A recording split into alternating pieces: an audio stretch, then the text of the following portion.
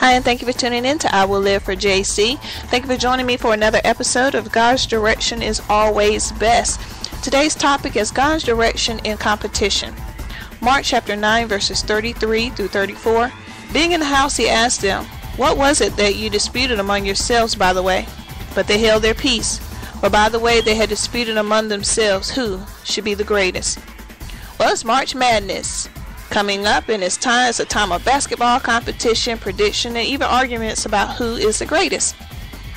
Many enter into the man cave to watch the games and don't emerge for 3 weeks. Jesus' disciples played a little March Madness of their own. In Mark chapter 8 through 11, we read about Jesus leading the 12 as they marched all over the countryside, finally ending up in Jerusalem. There, they experience a time of prediction and competitions. Jesus predicts his future suffering, death, and resurrection. Mark chapter 8 verses 31.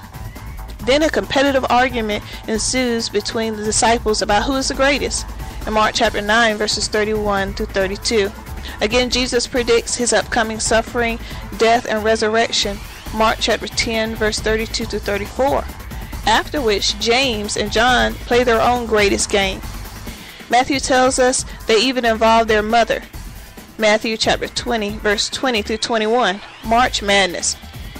Later in the upper room in Jerusalem, the disciples celebrated the Passover with Jesus for the last time. When Jesus predicted one of them would betray him, their hearts filled with horror. "Is it I?" they all asked. That question was followed by the inevitable.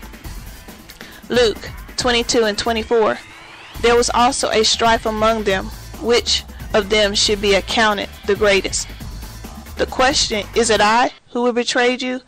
became an "Is it I who is the greatest?" question. Jesus predicts would come true even as they pettily competed and argued with each other. Madness, I tell you, madness. There's nothing wrong with being competitive unless we get so wrapped up in keeping the eyes of others on us that we take our eyes off Jesus. Things changed radically after Jesus' death and resurrection. Never again did disciples compete to prove who is the greatest. I'm sure they remain competitive in many ways, but they now view greatness in a new way, through the lens of the cross and Jesus' empty tomb.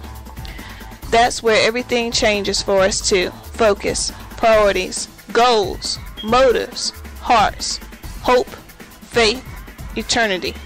March Madness is transformed into daily gladness because one man entered the cave of death and emerged in victory 3 days later. For prayer, "Is it I, Lord?" No, it's you. Let your victory for me change me. Amen and amen.